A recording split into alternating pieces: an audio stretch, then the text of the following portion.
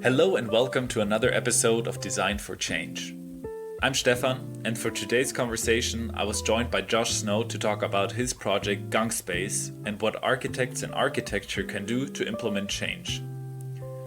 Gunk is referring to what many of us consider dirt or waste, but Josh reimagines the concept of gunk in a positive light.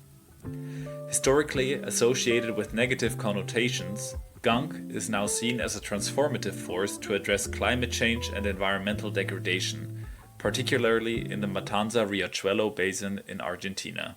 The project proposes a comprehensive plan for soil restoration and urban regeneration through the creation of nodes and micronodes that facilitate composting, soil care, and ecological restoration. These nodes are strategically located across the basin, emphasizing the importance of decentralized, community-based approaches to environmental and societal change.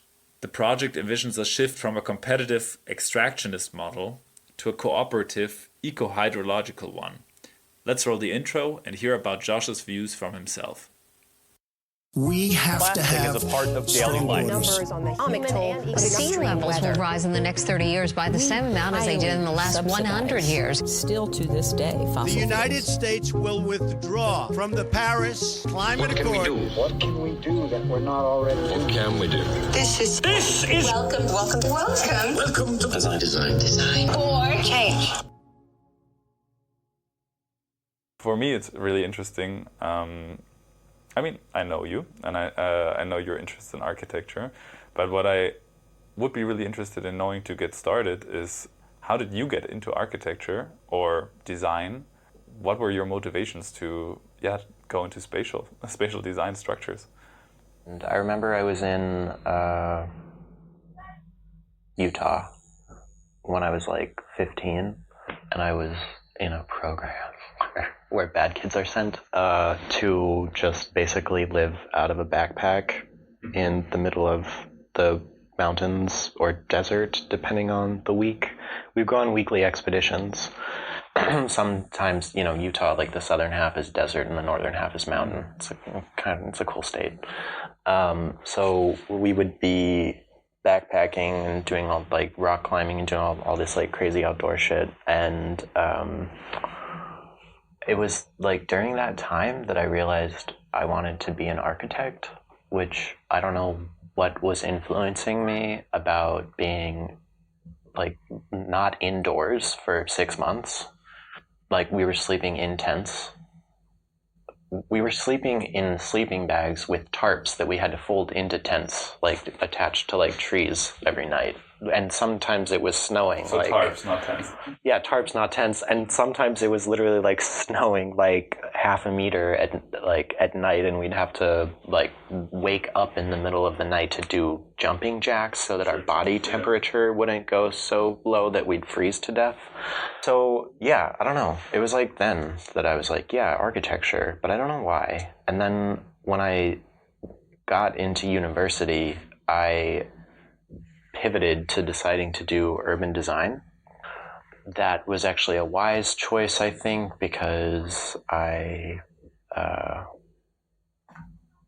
am much more drawn to urbanism, and it was at a like very unscientific school. It's Parsons, the new school, and I was like taking philosophy classes at Eugene Lang, and I was chasing becoming an architect, so then I was looking at master's programs, and then it's funny that I finally got to Delft because I took 4 years between my bachelor's and my master's, and did stuff around the world between, and I really was hell-bent on becoming an architect, and then as soon as I got to Delft, I was like, I don't want to be an architect. To me, already so interesting that it's not about being an architect for the architecture's sake or being an urban designer for urbanism's sake, but it's very much also about your personal view about that. Did you always, or did you start your bachelor's with this personality that is very much intertwined with your practice? Or was this something that you developed through philosophy classes, for example? Yeah, I, for some reason, became really obsessed with food waste. Even during my bachelor's, I was like obsessed with food waste and compost. And that is a spatial problem. And so I think that is, now that I've done this thesis on food waste and land use practices, it's like this thing where it's infrastructure, right? And so architecture, at least, like there's all these different ways to approach architecture, and right now it's like we have the Starchitects and the, you know, Bjarkingels and Zaha Hadids and all these people that are mostly producing shit. And I thought like, okay, maybe I need to like be going for that. And it was this thing during my bachelor's where it was like I was pursuing these kind of infrastructure, food waste, urban systems, like more leftist, like political leaning things that how to incorporate all of that, like politics and culture and infrastructure, and how do we embed that within the city and whatnot. But then it was also this like, oh, but I have to work at like OMA or Bjarkingels or something, and they're not interested in those types of projects typically. And it's this like thing where it's like, well, I just need their name on my CV, and then I'll just work there for a year or two, and then I'll have their name on my CV, and then I can do whatever I want. And I don't know if that's really true. And I also think everyone's kind of tired of these like Starchitects. And like I felt like that was a way to kind of validate, like, I'm good at this and I have proven myself. But I think now, having masters from TU Delft, like, it was kind of like, all right, I don't have to prove anything anymore. It kind of allowed me to just fully go all in on, I guess, compost. Mm-hmm. Compost is architecture. I don't want to call myself an architect. I don't want to be an architect. I don't believe in architecture. I don't believe in like buildings. I don't believe in like a building. I think like systems are much more interesting, and I think in the Anthropocene, or like as we're trying to remove ourselves from the Anthropocene, like we can't keep focusing on these like shiny objects. And like, okay, some buildings can be like truly inspirational and amazing. And I guess like architects have like a place, because within climate change, within trying to mitigate worsening climate change or collapse, buildings account for like 40% or something of total the building industry greenhouse gas emissions. And so, okay, architects definitely, like, we need to be insulating old buildings and like doing all of that, but I don't think like intellectually or theoretically that is necessarily the most interesting thing. I think architects, if we're going to continue to call ourselves that, is it's much more interesting to approach it as like we're curators, or like we facilitate different possibilities between different actors.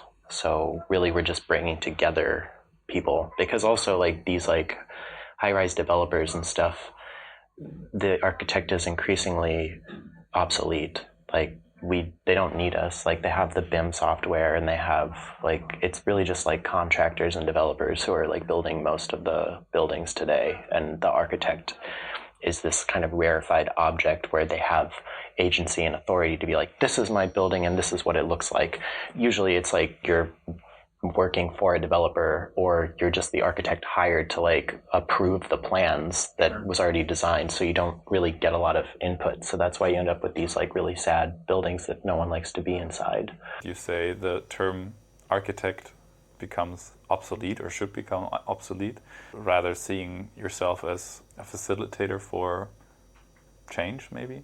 Do you think that architects or facilitators, curators, can we change the world as designers? I mean, it's a very open question.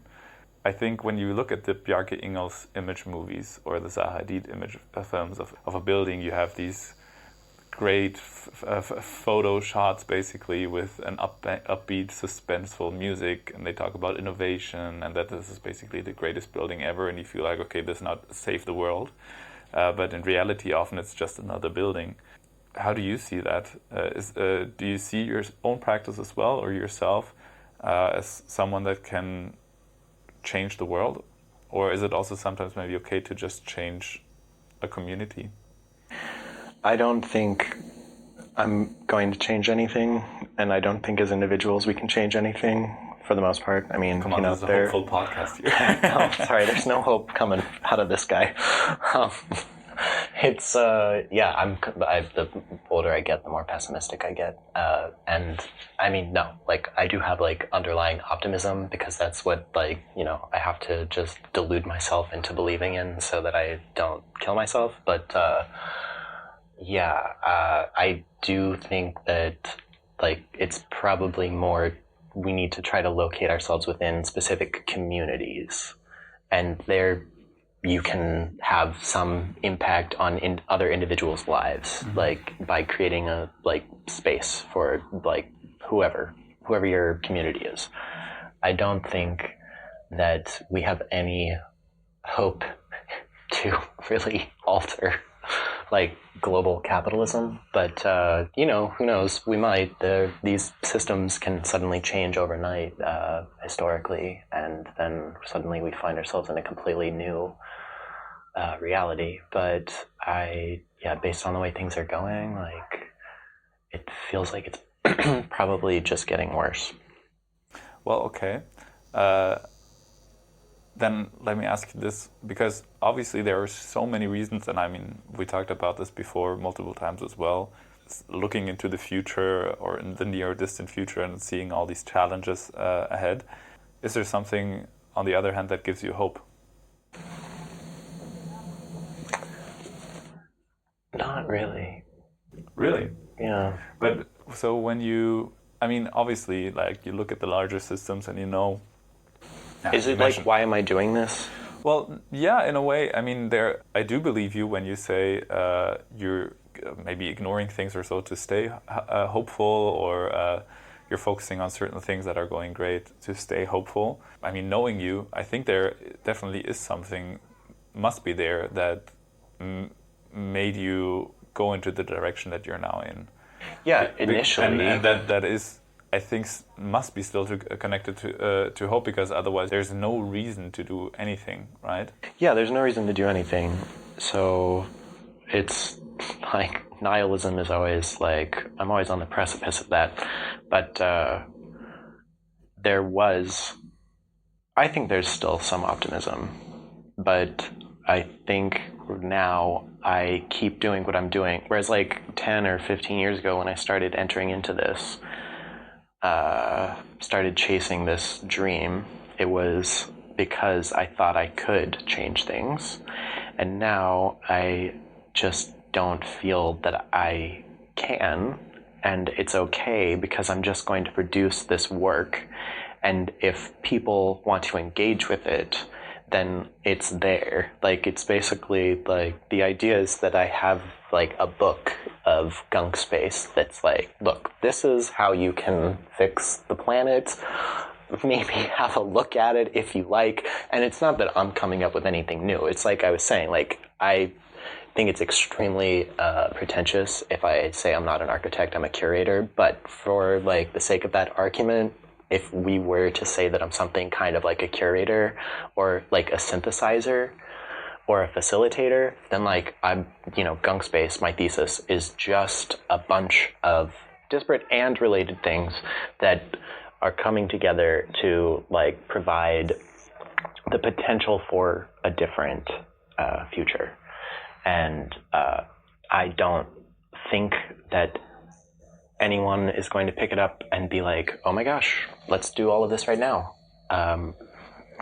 People in power probably won't do that, but it's there, and that's why I make it, because...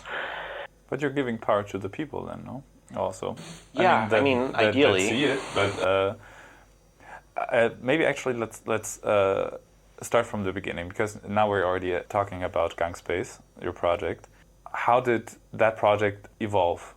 Where did you start? Was it by chance that you said you wanted to go to Buenos Aires and do something in South America? Or did you already have this defined idea that you say, okay, I want to change a system? Yeah, I want to change a system, but it was also a total circumstance, because it was the fact that it was in Argentina. It was almost in Houston or Guangzhou, or because part of the Delta Futures Lab, there's 5 of us researchers, and we each had to research an urban delta somewhere in the world, and we were kind of totally assigned at random. And then we had to do a multidisciplinary project with engineers and hydrologists and water managers and civil engineers. And then we traveled to Buenos Aires because that was the urban delta that we decided to work with, the Parana Delta, which is this 15,000 square kilometer area of marshlands that I think it's like 400 kilometers in length, and it's all right there beside this giant sprawling city of Buenos Aires. And like historically, the two, like the city and the delta, have been distant from each other, but the delta grows on average about 100 meters per year. So it's just this constantly advancing coastline that is going to, in like the next 100 years or so, be the coastline of the delta is going to be right in the center of Buenos Aires city. But so it's composed of all these fragile marshlands. And that's like obviously very important for the hydrological system and just ecology in general. But the area surrounding the delta is called the Pampas, and that's like the grasslands that have been converted into mostly soybean and corn crops, among others, but it's all monocultures. And basically where there isn't, where it's not paved in asphalt, it's a monoculture. So the land is completely, and the soil is completely taxed. And so now farmers are going into the delta and converting the marshlands. They're pumping out the water, they're poldering it, and they're converting them into monocultures. And so that's having calamitous impact on this ecosystem. Buenos Aires is just constantly sprawling. Like pretty much every city everywhere is sprawling. It's 4,000 square kilometers, I think, as of 2020. And it just keeps going out and out and out. And so it's this question of like, how do we contain urban processes? And we need to also be thinking about agriculture from the same lens as urbanization. Like they're all the same thing. This is what I was talking about in my presentation. That's a global phenomenon. And I've been trying to understand from an urban perspective how we can prevent sprawl in the form of typically buildings, but also now with this lens, agriculture, because built space only occupies 1.5 to 3% of land surface globally. Agriculture is like 38%. It's the leading cause of deforestation, and it is just going up. And so that's leading to the biodiversity crisis on top of the climate crisis. And so all of these things are connected. And so like what I mean to say is that it could have happened in Houston because it's all happening there. It could have happened in the Pearl River Delta in China. It could happen anywhere. It was just by chance that it's in Argentina. You then started going into the port, but the port was Puerto Madero. Puerto Madero, yeah. And that was the starting point of how that kind of evolved. Yeah, so Buenos Aires was first settled in the early 16th century by Pedro de Mendoza, and then his colony failed within a few years, and he died of syphilis on his way back to Spain to like get more supplies. And then with him dead, the colony basically, they had to resort to cannibalism, and those who weren't eaten sailed up to Asunción in Paraguay because that was a more established outpost at that point, up the Parana River through the Delta. Then Juan de Garay, I think, sorry for the Argentinians listening who know their history better than I do, came back and resettled in like 1580-ish. And then it all started right in the Puerto Madero, where the Casa Rosada is today, in the Old Town. And then the Riachuelo, the Matanza Riachuelo, which is the river that is the topic of my thesis, is just like 3 kilometers south. And I think I read that even way back then, like that's where they would kind of keep their ships docked. And so the river, which is today the most polluted river in the country, that's the engine of Argentina as like from its inception, because it's where 30% of the GDP is located today. And it's been part of like the industrialization of Argentina occurred primarily within the Matanza Riachuelo river basin. And so the further northwest you go towards the delta, you have these kind of country clubs that popped up, I think, in the 19th century, where, you know, people would go to the delta as like a kind of weekend house getaway to like be within nature, quote unquote. The further southeast you go, the more industrialized it gets and the poorer it usually gets. And so it's just interesting that there's this axis of like rich to poor. But yeah, and so these are things that have been constructed hundreds of years ago, and they're still plaguing the city today. And it's also, as climate change continues, Buenos Aires, like the center of the city, is built up on these hills, but then where the Riachuelo flows is quite low-lying, and so it is going to have some flooding. There already is occasional flooding, but as the seas get higher, there's going to be flooding in these zones. And this is also like where the poorest people live.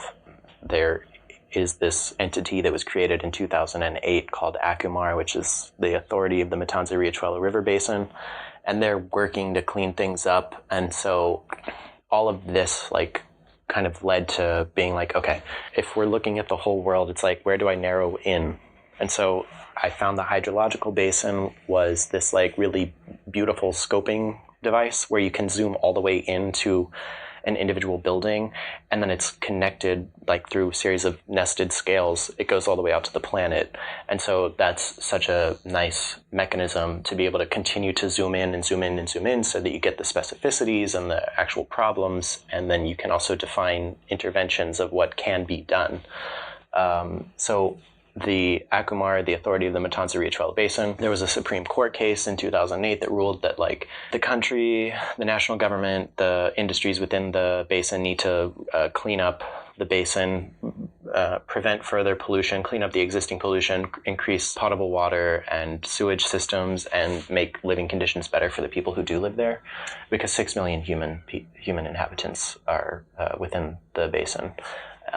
So it just made sense to kind of jump onto the fact that all of this activity is already going on there. There's already a focus on it. And so that's why it's like the delta is on the west and the Matanza Riachuelo is on the east. And so it's these two hydrological entities that kind of frame the city. And the city just definitely ignores the Matanza Riachuelo historically. Like every person I met there that I would hang out with, when I told them what I was doing, they would be like, what the hell are you doing down at that river? Like, no one goes there. It smells terrible. It's polluted. Like, there's nothing going on there. And it's funny to me because maybe that's how it will always be, but it probably won't be if we just look at, like, historically, like, what's happened in New York and what's happened in London and what's happened to all of these, like, formerly industrial places that had terrible toxic rivers, and now it's some of the most expensive real estate in those cities to live along these rivers. And so that's definitely not the ambition of my project, to just clean it up and make it a gentrified paradise. But it is probably eventually the way things will go, especially with like the continuing sprawl, because, you know, Brooklyn 30 years ago, no one would have imagined that it would be what it is today, which is one of the most expensive places in the United States to live. And when you went to the river, where did the curator Josh Snow come in, or the collaborator in a way? Yeah, there's tons of people who have way more knowledge than I do on this topic, and so I was trying to meet with as many of them as possible. There's all of these really different amazing organizations and individuals working on it. My first contact was with this woman named Delina Puma Rocabado, who works with the Unión de Trabajadores de la Tierra, the Union of Workers of the Land, which is a nonprofit group that represents a lot of 20,000 small-scale family-owned farms across the country. And they promote agroforestry principles, and they promote, they're kind of a lefty organization, so they promote all this really good stuff.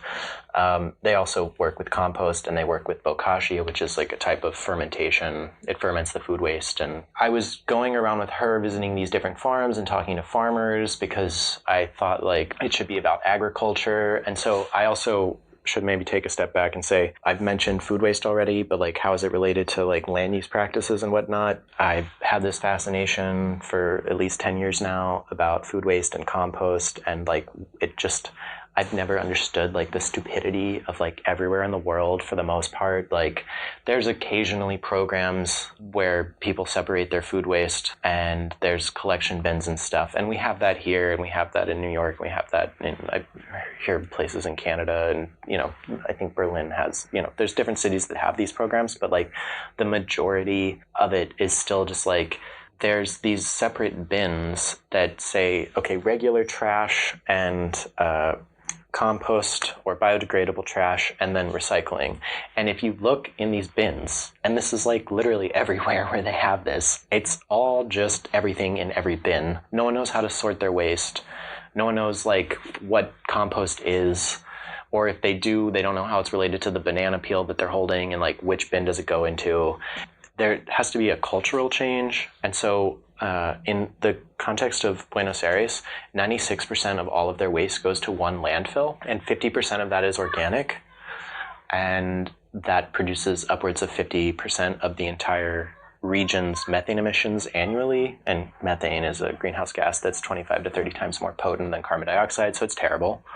And it just doesn't make sense that we're not composting this. And in different cities globally, it usually tracks by GDP. So New York and Berlin and Paris typically have around 25% of their entire waste stream is organic. Middle income cities like Buenos Aires have about 50%, and then lower income cities like Dhaka have upwards of 75%. And it's not that they're poor, therefore they're producing more organic waste. It's just because they have less, iPods and H&M t-shirts that they're throwing away. So it just the organic waste makes up more of a larger percentage. So it's a global problem. And then land use, if we're defining through urbanization of, built environment, and then the unbuilt environment, which is I call agriculture.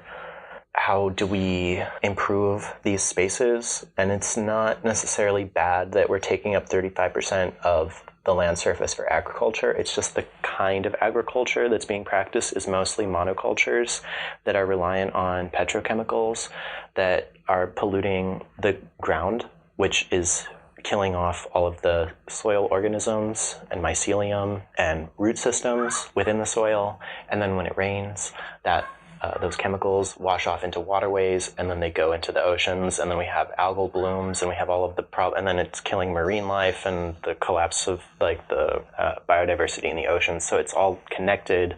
So what we need to be doing, first of all, we also do need to take up less space and allow for more space. But the space that we do have, it's not we cut off half the planet or a third of the planet where we can just have all of our pollutive processes. It's that we need to integrate ecological and hydrological systems and cycles and entities back into our built and unbuilt spaces by having these kind of pockets and corridors and buffer zones for biodiversity. And so if you just transform along the edges within the margins, what I call interstitial ecologies, then you can have these corridors for biodiversity within the most dense parts of your city, within your monoculture crops. But ideally, we would be transforming monocultures into food forests slowly, because it's not going to happen overnight. And if we try to make it happen overnight, politically, that's going to cause havoc within farming communities and the affiliated industries. So if we just plant them interstitially There's all these like scientific articles that are saying how that can have such profound impacts on biodiversity, and it increases the health of the soil. And then there's also the phosphorus and nitrogen crisis that is in agricultural areas. We're already we just simply can't continue to farm through monoculture systems, and agriculture has never existed outside of the Holocene, and we're definitely leaving the Holocene right now. So we don't even know if the project of agriculture as a human project can continue within the Anthropocene. But to like very chaotically try to tie this all back together is that we have all of this waste that could be getting composted, and if we were to compost it, then that compost could get applied to urban and agricultural soils, which would then improve soil health and create a closed loop system. And then we basically just have to get rid of plastic because we're deluding ourselves to pretend that we're recycling it. All of it's ending up, or most of it's ending up in the ocean. And also a lot of it's microplastics, and we're literally, it's in our bloodstream now. Like we're breathing in microplastics right now. Yeah, I think a week we're eating one credit card.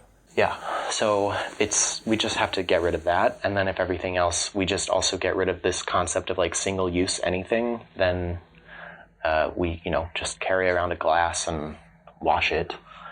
And then if we just have compostable things, then we don't have to have landfills anymore. I think what you're already saying with the plastic, I had this discussion so many times where people say, yeah, but it's recyclable. But my argument at least always is it doesn't mean just because it's recyclable that it's actually getting recycled, and that recycling process prohibits from any plastic going into the atmosphere, whether it's in bigger chunks or in microplastics. But since you're already now going more into the depth of what your project is about, what did you then decide to come up with? Because as a facilitator and already connecting so many different things, I can imagine it takes some time to figure out where you come in, where it's not just this huge mountain of challenges and issues and things that are going wrong, but where you come in and say like, oh, maybe I can bring forth an idea that changes something. Yeah, I mean, I don't think I'm special. I think anyone could do any of this, and I just happen to be focusing on this. And in this moment in time, this is what I came up with. If I were to do this 5 years ago or 5 years from now, it would most likely be different. And the way that I've aestheticized it probably also would be different. And the idea is that this is a methodology that can be replicated within any hydrological basin in the world, so that the methodology is the same, but the details are what change depending on the location and the cultural and political and ecological concerns within that space. That's really what I'm trying to do here, is to just synthesize all of these things that people are already doing and just be like, look, everyone's already doing this. I haven't created anything new. The fact that I am in Argentina and I decided to call it the National Soil Institute, which is because I decided that I'd focus on soil health. Akumar is focusing on the health of the river, but you also need to focus on the land-based practices that stop the pollution of the water. The most polluted river in the country is the Matanza Riachuelo. The second most polluted river in the country is the Reconquista Luján, which is just on the other side of the city. So I guess it's not that surprising. It's the largest city in the country, and they just have a lot of pollution everywhere. The fact that it's called the National Soil Institute, I say it's located within the Ministry of Public Works because there's also a National Institute of Water already. So I'm saying there should be a institute called the National Soil Institute. But I really struggled with whether I should make that part of the national government, because I don't necessarily think that the nation state is the best way that we can organize ourselves, but we just happen to be in that time period in this moment where that is the overarching political socioeconomic structure. So I'm trying to work within these systems that already exist and to try to transform them from the inside, I guess. But I don't know if that's going to happen in Argentina, because the other day they had the presidential primaries, and this super right-wing guy who doesn't even believe in climate change, he thinks it's a hoax, won the majority of the votes, which was a surprise to everybody, and so he might be the president next year. So that's not great, but... Going back to the topic of how to be hopeful. Yeah, exactly. So there's where my hope comes from. But so you see, like, already, like, when you locate it within, like, this, like, oh, it's a national organization that, like, is part of the federal government, you already see the limitations that every 4 to 5 years when, like, a different country has their different elections, like, it depending on who gets elected, it can just throw it all to hell, you know? So I think also to focus on the positive again, it can also go the other way around, no? Even though you can definitely criticize the Obama presidency, the amount of hope that was starting to happen while he was running for president, and also I think the first year or the first 2 years, I think the sense of moving forward and you can achieve, I mean, the slogan was literally, yes, we can, that I think it can also go the other way, and the quickly can crumble and a right-wing government gets elected and blows everything to hell. I think it can also go the other way around. That can also give a little bit of hope that not everything is going the wrong direction necessarily right away, or it can always go into the right direction as quickly as it goes in the wrong direction. I mean, yeah, I feel like the obvious, like, caveat to that example is that Obama was followed by Trump. Okay, well, man, I'm trying to be positive. So, like, you know, we have a little glimmer of hope, and then it's just like, no, we're going to actually not just reverse the last 8 years, we're going to reverse the last, like, century. So, yeah. But I want to go back to Gunk Space, focusing not on politics right now or what's happening right now. So you're talking about the book, but what are the interventions or the steps you're taking that people are actually aware of it? What are you proposing to do? I guess I should clarify the National Soil Institute. It's so if we're talking about eco-hydrological systems, there's these things called blue-green infrastructure networks, which are super exciting. And, like, from an urban perspective, I'm really excited by those. And so that's, like, how do we incorporate like, more spaces like marshlands and park spaces and forests within our built and unbuilt environments. And then the idea was that if we're going to develop these blue-green infrastructure networks, then how does architecture fit within these networks? And so when I was in Thailand, I was working for a climate research and landscape architecture office. And that's when I was really engaging with blue-green infrastructure networks within Asian cities for the first time. So blue-green means? Okay, so the blue is the water and the green is, like, the grass and the parks and the forest. And so I also call that ecological, hydrological networks. And I as an architect, I don't want to, like, prescribe, like, your bedroom should be this big and it should be made out of this material, and, like, you need to walk 10 feet down a corridor to then get to the bathroom or whatever. I just don't want to have that burden to try to tell other people how they should live. But what I do think we need to do is if we focus on infrastructure as architecture, then these landfills, like the landfill in Buenos Aires, that's on the outskirts of town, it's huge. I forget, it's 5.5 square kilometers right now, or it's larger, or it's growing, and they have way more space that they're saying can become landfill. It's right along the Reconquista Luján as well, the second most polluted river in the country.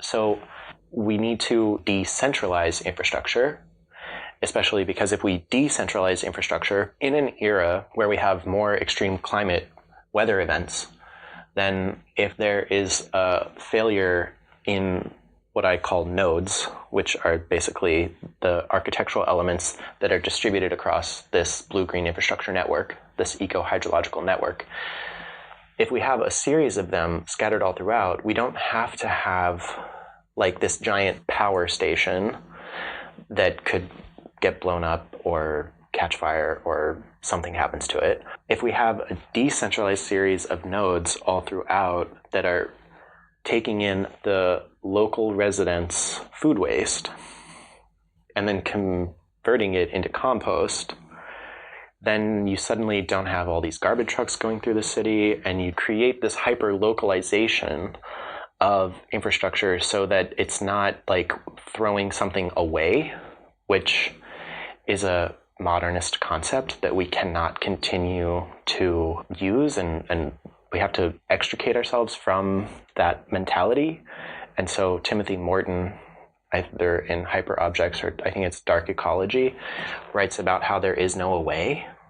It sounds obvious, but like there's no away. Like, you know, before it was away because like we weren't that many people on the planet and we didn't really take up that much space, but now we're 8 billion. We're going to be 10 billion by the middle or the end of this century. Now away is like usually some poor person's like backyard. And so if we are trying to be better humans, then we can't. And also, even if it's not where a human lives, it's still some other organism that's habitat is being negatively impacted by our stupidity. So you're able to hyper-localize it within people's communities, and then they're able to see what this thing is. They're able to understand, like, oh, my banana peel or my apple core goes literally like a block or two down the street to this node. And the node isn't like this weird, big, behemoth building that's behind barbed wire that you can't approach, that's windowless. It's completely open. It's basically a park within your neighborhood that you can walk up to. You can deliver the food waste there yourself if you want, or there can be a collection system. It can vary depending on the needs of the place. But you see it happening. And when I was first designing the compost towers, there's the incoming kind of pile, and then it needs to like somehow go up so then it can come down. So you need to have this kind of pulley system, or you need to have like a conveyor belt, or you need to have people like carrying it up. And then you need to have an anaerobic chamber where the fermentation happens, because if you ferment organic waste through these different methods, then it expedites the decomposition process. And then you need to transfer it into an aerobic system, which is basically using worms and other soil critters that further digest the waste into soil. But then I realized all I was doing is replicating the conditions that already exist underground in healthy soil ecosystems. So then now all I have proposed is that you literally just have like soil exposed. And there's trees and there's vegetation growing everywhere.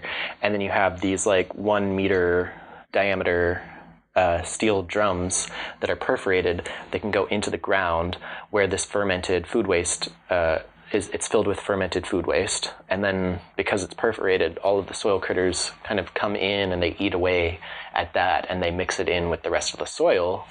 And then after 10 to 14 days, you pull it out and it's compost. So there's these nodes. And so then you're like visualizing like how these processes happen. And so hopefully you're creating interest. And if you're not, then at least like it becomes this language through their decentralization, through their ubiquity. You're able to then like kind of open up all these other conversations about, okay, well, like, so my food is becoming soil, and then the soil grows my food, and then how does that influence this river over here, and then how is that talking about absorbing carbon? And then you're able to like have this whole almost curriculum that it's this slow kind of education of average people who aren't, you know, interested in these things to begin with, to just have this just background knowledge that we all need to have operating in the back of our minds within this age of collapse that we're hopefully converting into an age of regeneration and just ecological awareness. And so the National Soil Institute, it's kind of why I located it within the federal government, because they have the ability to have the money to spend on advertising campaigns that get plastered all throughout the city of like, this is what compost is, and this is how you do it, and this is why you should do it. And then there's these nodes, and the nodes, when I'm talking about these architectural devices, so it's basically like what I said, it's this open soil pit, but then it's also scaffolding and things made out of waste materials, and it's really just architecture as collage. And it can be made out of anything, and it can evolve to look the way that the local community wants it to look like, which is also another way that I'm removing myself. You're not predefining it as it's not predefined.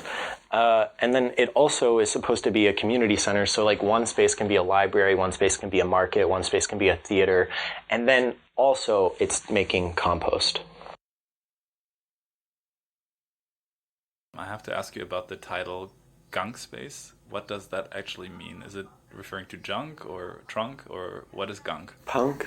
Punk could be good as well. No, what's gunk? Yeah, so gunk is interesting because non-native English speakers are like, what the hell is gunk? Did you make that word up? And no, it's an English word, and it usually means like unwanted, slimy, grimy, dirty stuff.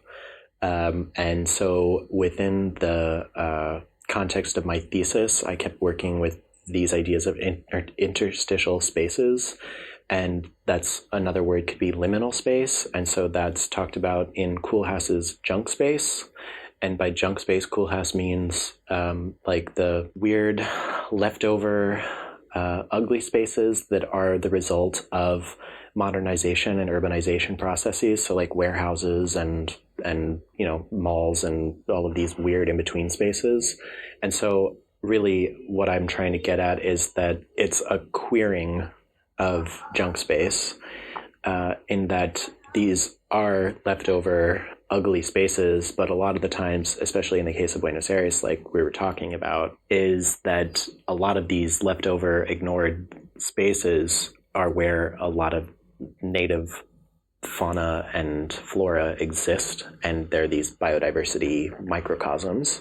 And so they're actually super useful. And so I like to say it's what Koolhaas couldn't commodify, but please don't actually use that. And so another book that was really influential was Alan Berger, Drawscape. And that's another thing about these leftover spaces that are all over, the result of urban sprawl, basically. And then definitely gunk, it's very evocative. It has this kind of visceral connotation if you know what it means. And so I don't just make the comparison to punk lightly. It's not that I'm into punk, but a lot of my influences are also the Patti Smiths of the world and these very in your face. I want it to be visceral. I want it to be in your face. And so hopefully that's a little bit what it's getting at. And it's also just a fun word. And the idea is that they're really cheap and easy to make. And if you have, in Buenos Aires, you have all these empty lots, all throughout the city that are just kind of abandoned because the buildings get torn down, but then the financing for the new building that was supposed to be built there falls through.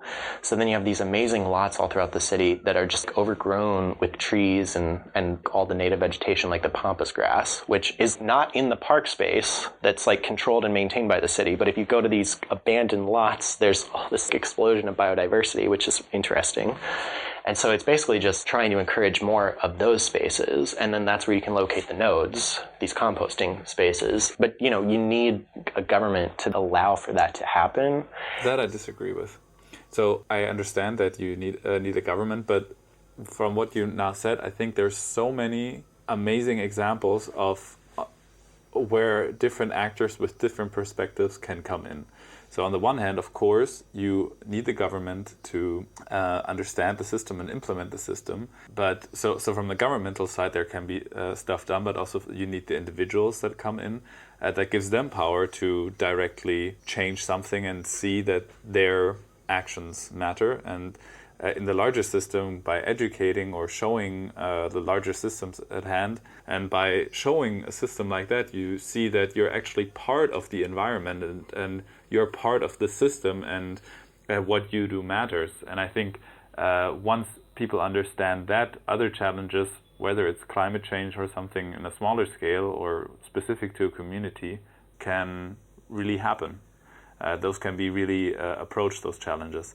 Though I understand that the government is definitely a part of it, or needs to be part of it, it's going to be hard to just build that on your own. Once you have the understanding, you can really go forth and change something. Yeah, okay, private property, and how did we navigate that? And it all comes back to that, because you can have these communal programs and whatnot, but at the end of the day, the fucking nation state can come along and be like, sorry, we need this for whatever purposes, and you need to leave. And that's just the way things go, and I don't really know how to circumvent or get around that. But I guess maybe you have finally cracked where my optimism comes from, because it is really like the power of the small community, where if you can just get a community to like buy into this idea of a node, they need to compost their food waste, and then they see the impact of their own actions, it gives them a sense of agency that they didn't otherwise feel like they had before. Then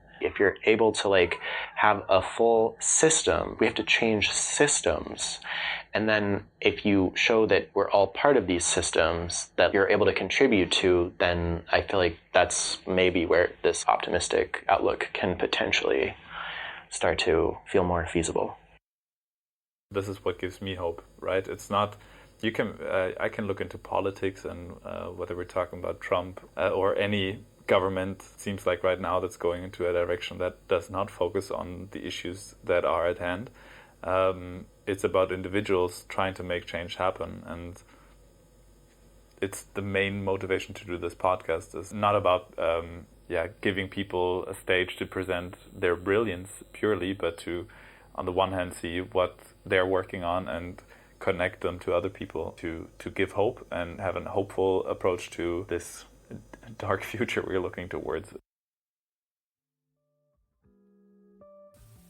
Thank you for listening to this episode. Make sure to check out Josh's work via the links in the show notes and subscribe to the podcast on Instagram.